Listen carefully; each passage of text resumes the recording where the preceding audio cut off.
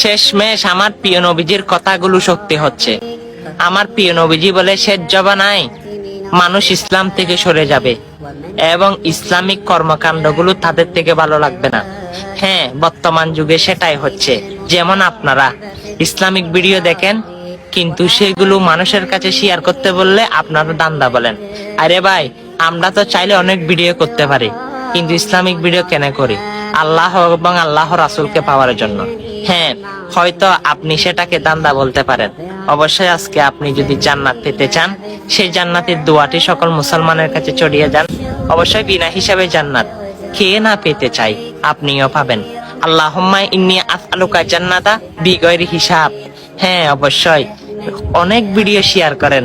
আজকে শেয়ার করতে হয়তো আমি বলবো না, আপনার মনে যদি জজবা উঠে যায় ইসলামের প্রতি, তাহলে এই জান্নাতের দোয়াটা সকল মুসলমানের কাছে পৌঁছে দিই।